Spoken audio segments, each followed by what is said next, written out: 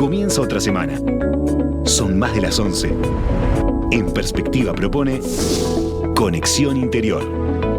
Es una presentación de Erro, cumpliendo 75 años junto al productor uruguayo. Y Surco Seguros, en sus 30 años, vos en lo importante.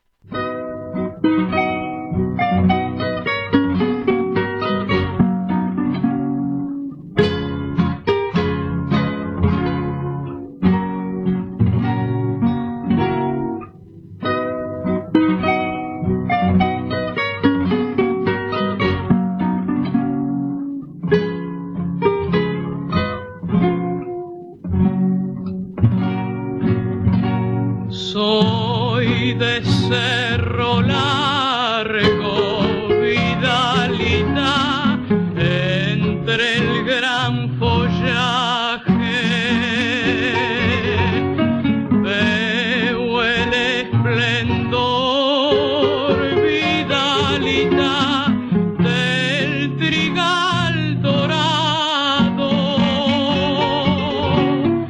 Soy de Cerro Largo. Algunos ya sabrán entonces por dónde va la recorrida productiva, esta que nos ha invitado a hacer Carlos por distintos puntos del país. Y hoy es de la mano de Amalia de la Vega, esta folclorista tan característica de justamente ese departamento, que fue incluso recordada. Fue en 2019, el Día del Patrimonio fue dedicado a su memoria, ¿verdad? Carlos, contanos más. Sí, Romina, hoy en esa recorrida que estamos haciendo por los diferentes departamentos del país, hoy nos toca Cerro Largo, donde está Verachí. El invitado de hoy es Wanderson Corradini, vecino de Verachí, es ingeniero agrónomo, productor rural, 46 años, vecino de aquí, productor rural, y casado con Karina, tiene 2 hijos, Valentina, de 18 años, y Nicolás, de 15. Le damos la bienvenida a Wanderson a Conexión Interior. Buen día a todos los espectadores de Radio Mundo. Estoy muy agradecido por la invitación a ver, en función de lo que nos invitó Carlos para comentar un poco la situación nuestra acá.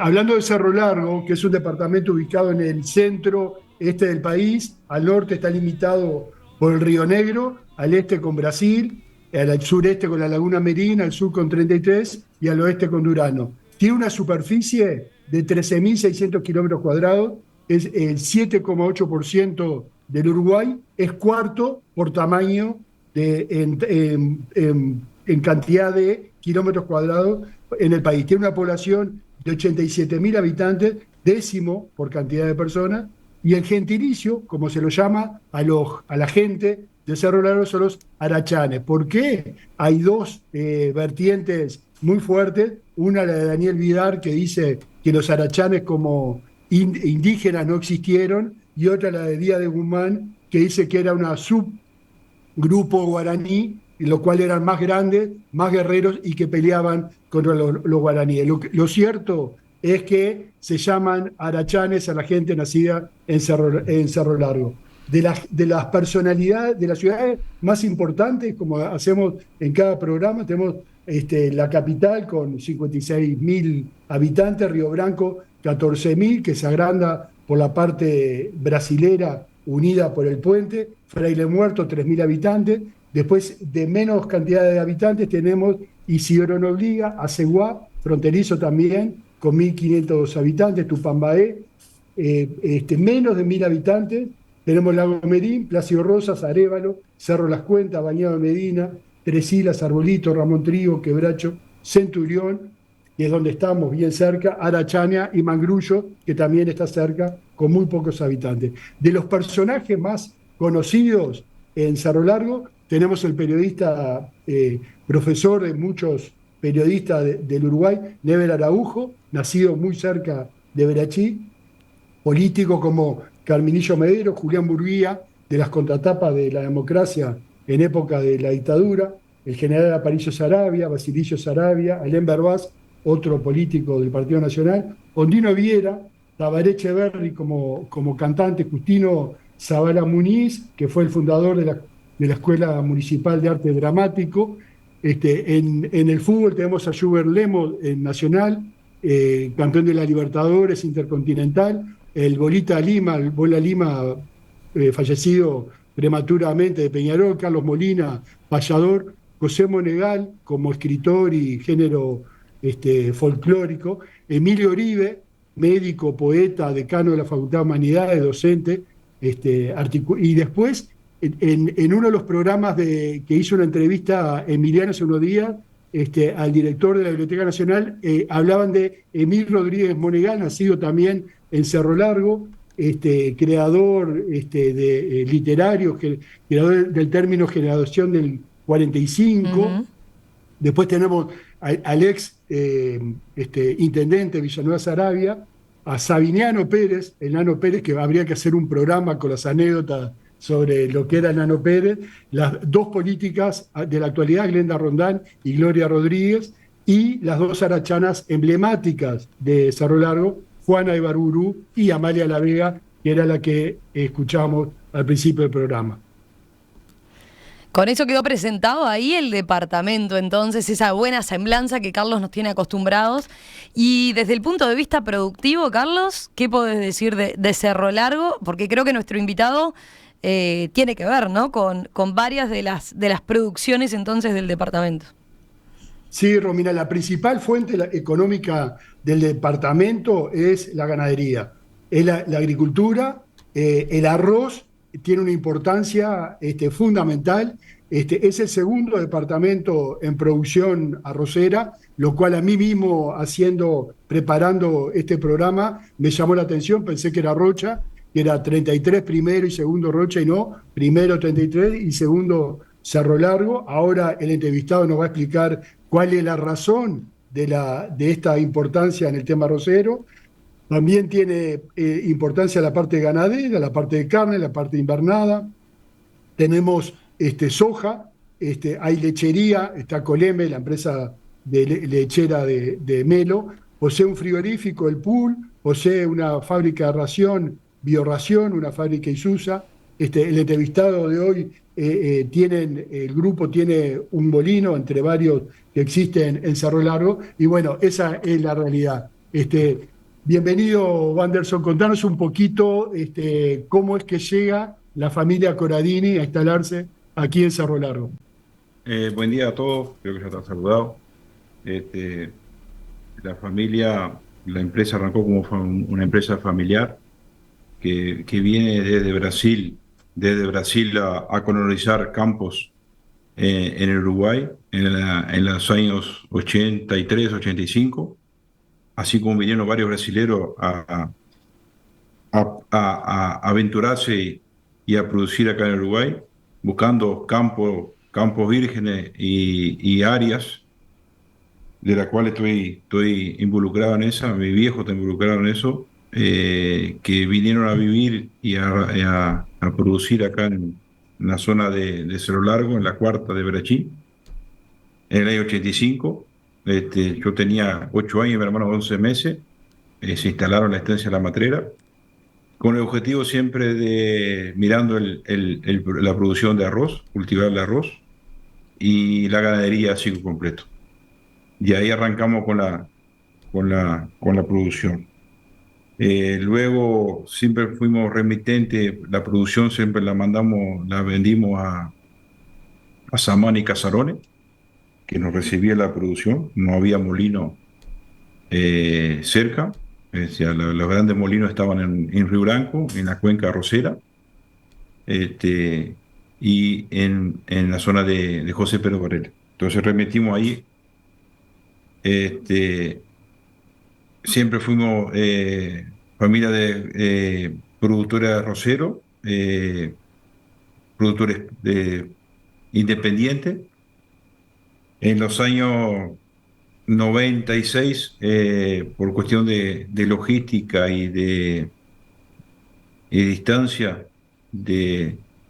y para agilizar la producción y las cosechas, buscamos y fundamos lo que es Bonistar. Ahí pasó de ser una empresa familiar a una SA, donde nos instalamos con la planta de procesado y secado de del arroz en la zona de Melo, a 8 kilómetros de la zona de Tres Boliches, donde armamos la planta, que recibe la producción nuestra propia y producción de terceros que nos remiten a nosotros.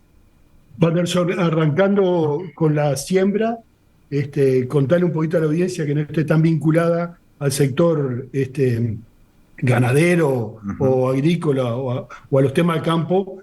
¿Cuándo arrancaste con esta zafra? ¿Cuándo se sembró? Y después cómo vino el cultivo, y ahora que estamos cerca de la cosecha, ¿cómo ves que va a ser esta cosecha? Bueno, hablando un poco del tema del cultivo en sí, que es el rubro principal de la empresa, seguido con la ganadería, pero vamos a arrancar con el tema del cultivo de arroz que nos compite principalmente.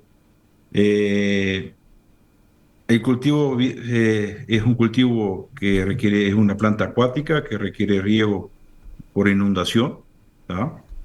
Es un cultivo que necesita por lo menos, dependiendo de los ciclos, dependiendo de las variedades de los cultivares, necesita alrededor de 90 días de riego por inundación. El cultivo arranca con los procesos de labor en septiembre, en agosto-septiembre, se lo instala en octubre, en los meses de octubre.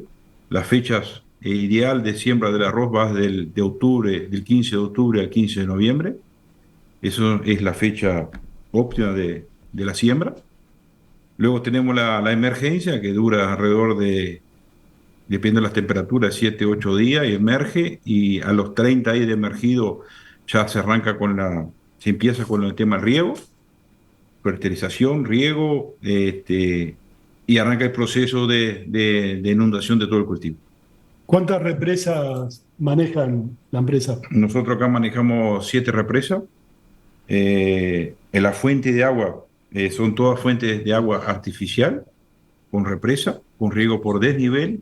No tenemos sistema de bombeo, como lo tiene la cuenca arrocera tradicional de Cerro Largo, la parte ID33, que toman agua de la Laguna Merín, con los sistemas de bombeo.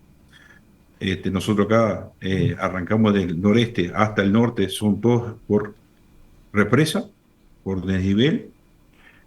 Entonces contamos con represa. Y el tema de cultivo en proceso necesita alrededor de 15.000 metros cúbicos de agua por hectárea para los 90 días de riego, ¿tá? Y hoy estamos en un proceso de cultivo que está en madurez fisiológica. Ya está con el florecido, con el grano lleno, está encaminado ya rumbo a la cosecha de arroz, que arranca alrededor del 10 de marzo y se extiende por 40 días más o menos lo que dure el periodo de la cosecha. Después le entramos en un proceso de que en el rastrojo que nos genera el arroz, y ahí tenemos varias combinaciones. Tenemos combinación de pastorear ese rastrojo, y la otra es y se instalan las praderas para seguir con el proceso de la producción de carne, que sería la ganadería. Ahí finalizando lo que es el periodo de cultivo de arroz. ¿Están cosechando en qué fecha? Arranca la cosecha. Arrancamos alrededor del día 15 de marzo, y nos extendemos hasta fin de abril. La cosecha normal dura alrededor de 40 días. ¿Eso va para el molino? ¿Y en el molino qué pasa? Eso va para el molino, para la empresa que está ahí, como les decía, instalada cerca de Melo. Ahí donde se lo procesa, se lo limpia, se lo seca. Se usan hornos a leña, y se lo lleva de una humedad de 18-20% de humedad, se lo lleva a 12-13% de humedad, y se los almacena en los silos. En los silos con sistema de aireación para bajar la temperatura y almacenarlo por el tiempo que necesita el próximo paso, que sería el proceso y venta de lo que está almacenado. ¿Cuál es el objetivo de la producción de arroz de ustedes? El objetivo de la producción es, el comercio principal es a Brasil, Esto se procesa, se lo produce arroz cargo, se saca la cáscara y se lo comercializa a Brasil principalmente. Aunque ha tenido buena salida también por vía puerto, para los países como Venezuela, México, este, este último tiempo. Y lo que se hace con la cáscara de arroz que se genera de eso va para la usina que está en 33, Galofer, que es lo que produce energía a través del quemado de la cáscara. Y así le damos un fin a lo que es el proceso, a lo que es la cáscara de arroz, que es un problema, tema de contaminación, el tema de qué hacer con la cáscara de arroz. Por lo menos tenemos Una salida. una salida de ello. Va, ¿qué es un seguro? Es para tus cosas. Si les pasa algo, te pagan. ¿Quién te paga? Surco Seguros. ¿Y qué cosas? La casa, el auto, ¿Quién más asegura en Surco? los vecinos, sus cultivos del campo. ¿Y vos, Agüe? Seguro de vida desde mucho antes que vos nacieras. Se siguen sumando generaciones que confían. Cumplimos 30 años cumpliendo. Surco Seguros, vos en lo importante. En Erro, brindamos soluciones, tecnología e innovación para toda la cadena productiva. Somos una empresa pujante que trabajamos arduamente en la alianza con las marcas líderes en el mundo para satisfacer las demandas del mercado actual. Erro, una empresa 100% familiar cumpliendo 75 años junto al productor uruguayo. Anderson, quería consultarle, a ver, mencionaba en el caso y hablando de la importancia del riego en el arroz, ¿no? Uno tiende a pensar capaz que es de los cultivos que se vio un poco menos afectado con la sequía, ¿no? O bueno, capaz que vale la pena aclararlo. ¿Qué impacto tuvo la sequía en este caso en el arroz en particular y en lo que va a ser entonces esta cosecha? Y también en los otros rubros que tiene como producción, ¿no? Estoy pensando en lo que describía, bueno, la soja, la ganadería. Bueno, vamos a seguir con el tema del arroz. Vamos a redondear el tema del arroz y explicarle por qué la sequía no impactó tan fuerte en el arroz. Porque el arroz, como te decía, es un cultivo que es acuático, un cultivo que lleva sus meses de riego. Entonces, el invierno siempre se trata de juntar agua, y en el mes de septiembre, que es un mes antes de la siembra del arroz, se evalúa qué cantidad de agua tenemos almacenado en las represas. Las represas están todas cubadas, todas tienen una medida de la cantidad de agua que hay adentro de la represa, y en función de lo que sabemos nosotros que lo que consume una hectárea de arroz, se saca el cálculo del agua que vamos a necesitar para los 90 días de riego.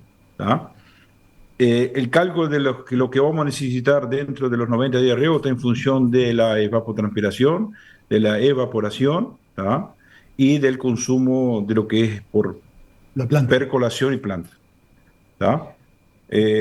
Obviamente que dentro de ese cálculo siempre hay un cálculo pluviométrico que viene de arriba, o sea, de lo que llueve durante la estación de cultivo. Entonces ahí se saca el cálculo de lo que vamos a necesitar de agua.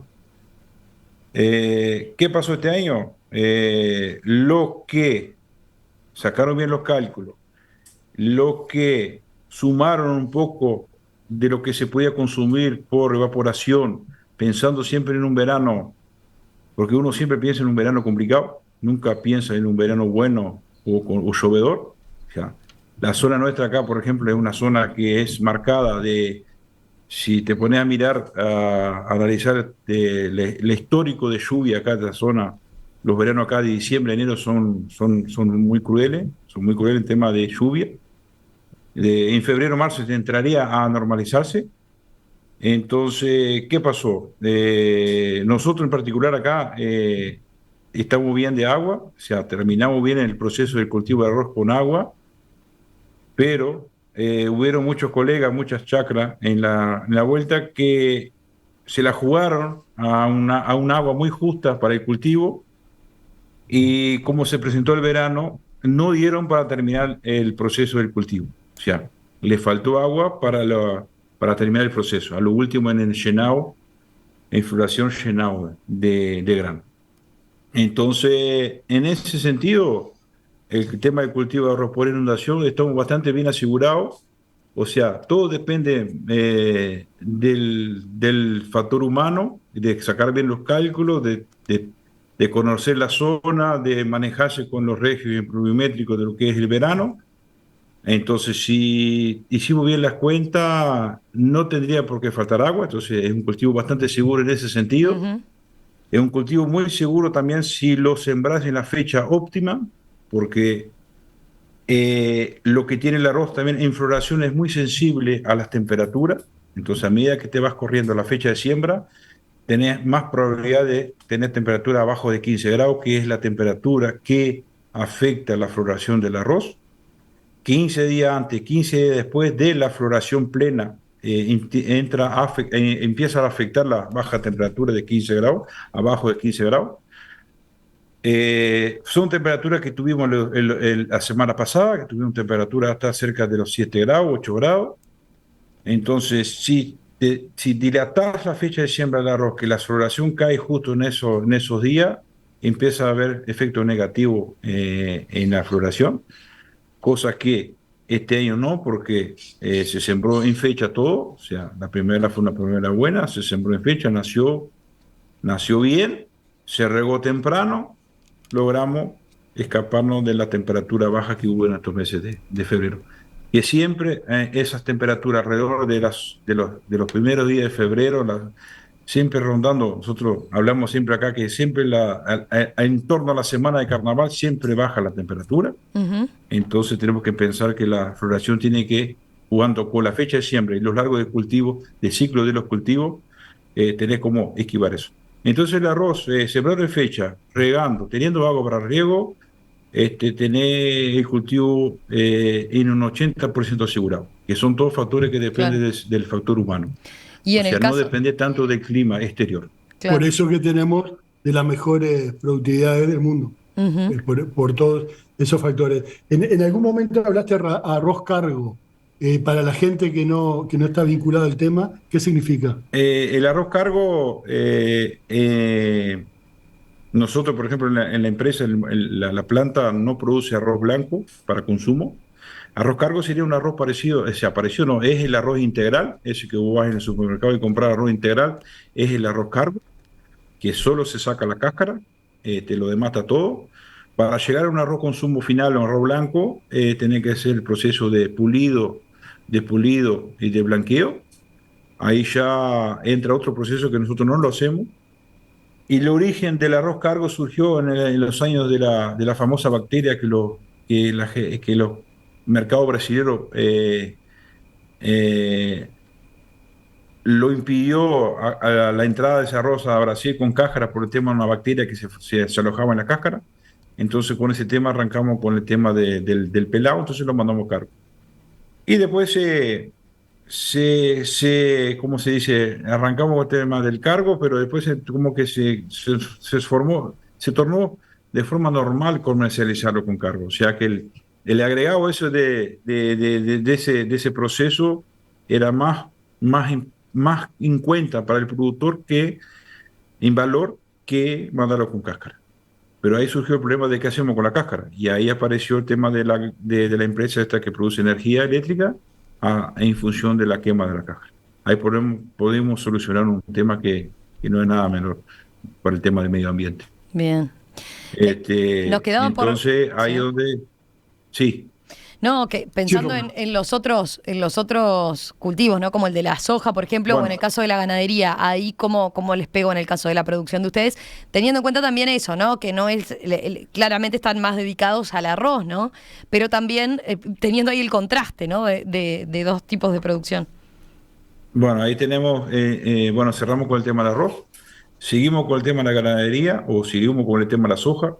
La soja en la empresa nuestra está como un rubro que cierra una rotación.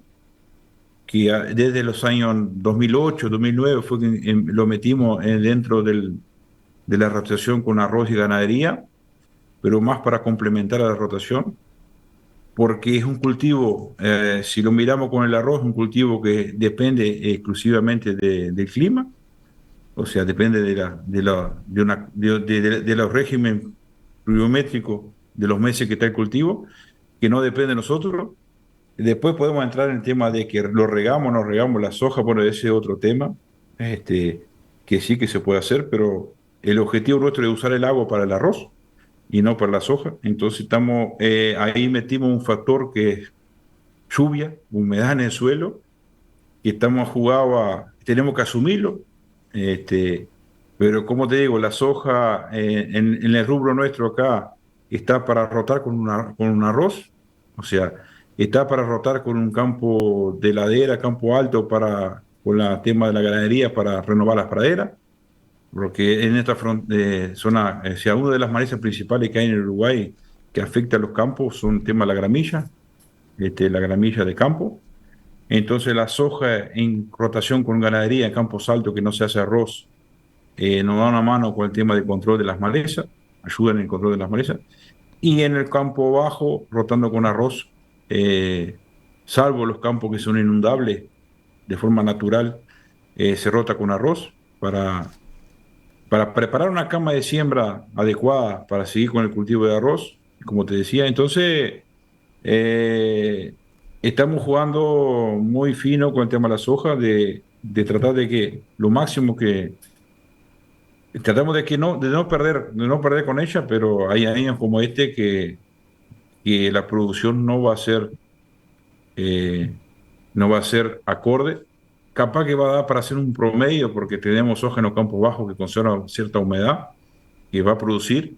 No va a producir lo que queramos, pero va a producir como va a ser un promedio para no perder plata con ella. Ujú. Y nos va a quedar un campo, un rastrojo acorde para venir con un cultivo de arroz. Bien. Y el tema de la ganadería también es un tema que a nosotros nos pega fuerte porque es el segundo rubro dentro de la empresa, que es lo que tenemos, que es un ciclo completo. ¿Qué quiere decir? Cría, recría, o sea, tenemos ciclo completo, tenemos la vaca, tenemos los terneros, recriamos los terneros y invernamos los novillos. Arriba de los rastrojos que queda del arroz, que es donde se hacen las praderas artificiales, arriba de los rastrojos de la soja, donde se hacen las praderas artificiales en los campos más de ladera que no llega el arroz, por riego, por desnivel. Entonces, hoy nosotros, al depender mucho de praderas artificiales, son las áreas de pastoreo que más se ven afectados con la sequía. Después le sigue el campo natural, que él aguanta el campo natural pero hasta un cierto punto. Hoy tenemos campo natural que no le queda nada, o sea, se secó todo. Muy probable que cuando empiecen a llover son los campos naturales que van a retornar más rápido a dar comida que las praderas artificiales, porque dentro de las praderas artificiales también tenemos que esperar la época que empieza a emerger y muchas se han perdido. Y mucho que se perdió. Entonces, los dos rubros que más le pega la sequía es la ganadería y la soja. Ahora, en esta sequía, tú mandas una foto de la cual aparece el ganado tomando agua de los canales de arroz, que es una ventaja, y estamos esperando, hoy hablamos, preparando el programa, estamos esperando los rastrojos de arroz como fuente de fibra de comida para ese ganado. Explícalo un poquito. Entonces, en la foto que pasamos hoy, que vimos, en el fondo está todo seco, pasto seco, pero ahora la vamos a ver enseguida de vuelta. La ventaja que tenemos nosotros arrocero ganadero sojero, pero más bien arrocero ganadero, que en una eventual sequía como esta, al tener un riego en el arroz que arrancamos en noviembre y lo terminamos en marzo, el riego, por los campos, por los potreros circula mucha agua por canales de riego, que tenemos que conducir el agua hasta la chacra de arroz, y por ahí pasa por los potreros que tiene pradera, pasa por potreros que tiene campo natural y donde están los animales. Salimos de una primavera que tenía pasto, y entonces cuando empezó a secarse, que vimos, pues, según los pronósticos, según los años, logramos guardar un poco de pasto seco. Entonces, al tener un poco de buen agua circulando, que es lo más importante en un verano seco, tener un agua fresca para que los animales tomen, y algo de pasto seco para comer, y ahí entras a suplementar con alguna ración o con alguna sal mineral para consumir ese pasto seco. Llegamos a un otoño con el ganado bastante bien, no perdiendo tanto estado, porque de ahora tenemos otoño para recuperar, porque tenemos temperatura, nos falta la humedad, todavía tenemos radiación, para llegar a un invierno con los animales bien de estado, para poder pasar el invierno. Pero dentro de ese tiempo tenemos los rastrojos de arroz que podemos entrar en el invierno pastoreando ese rastrojo de arroz, porque los pastos secos ya se está terminando, no hay más pasto seco. Hay agua buena, hay sal mineral, pero no hay pasto seco, que lo estamos suplementando con algún fardo ahora para hacer un paréntesis hasta llegar al rastrojo de arroz. Y dentro del rastrojo tenemos mucho borde, verde, porque hasta el día de hoy tiene agua adentro, entonces si tenés de las malezas que hay en el cultivo, en los bordes, en los caminos y en la propia paja del arroz, que hay gente que lo enfarda para diferirlo para el invierno, pero nosotros como venimos enredados con tema comida, se lo vamos a pastorear de forma directa.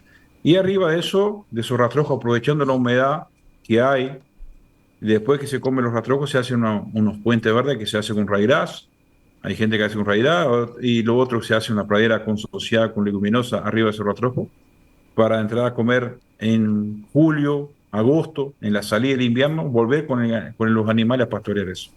Entonces los beneficios de lo que hay del arroz hoy en estos campos es el agua que tenemos para los animales, que en los campos que no tiene agricultura, que no tiene el arroz, está siendo muy complicado pasar este verano por el tema de que las aguadas se secaron, los azudes ya no quedan más nada. Entonces ahí ya entra a complicar mismo la situación, porque además no tener comida, no tener agua para los animales, eso es lo fundamental. Ingeniero agrónomo Wanderson Corradini, productor, arrocero, ganadero, sojero, también tiene un molino arrocero. Muchas gracias por haber participado en Conexión Interior esta mañana. Carlos, gracias a ti, como siempre. Gracias a Wanderson, gracias a Romina. Y te agradecemos muchísimo, porque nos diste una clase de lo que es el arroz, todo el ciclo, desde la siembra hasta el molino, y un pantallazo de la situación de la soja y de la ganadería en general. Y bueno, seguiremos mirando al cielo, esperando la lluvia. Gracias, Wanderson. Bueno, estoy agradecido por la invitación. Creo que ha sido un poco útil la información que pasamos de este rinconcito del país. Por supuesto. Que es muy, que es muy rico en todo, pero esto como mensaje, el que está expuesto al clima es como el que va al casino a jugar la ruleta. Yo lo comparo así: uno va al casino, elige los colores, elige los números, no sé cómo se juega la ruleta, pero es algo así. Elegir los números, elegir los colores, y bueno, y después entonces vos tratás de hacer lo mejor posible, y en función de los años que ya viviste, y bueno, y ahí vemos lo que sale. Pero estamos expuestos siempre al clima. Wanderson, Carlos, un abrazo, gracias. Chao, gracias. Conexión Interior es una presentación de Erro, cumpliendo 75 años junto al productor uruguayo, y Surco Seguros, en sus 30 años, vos en lo importante.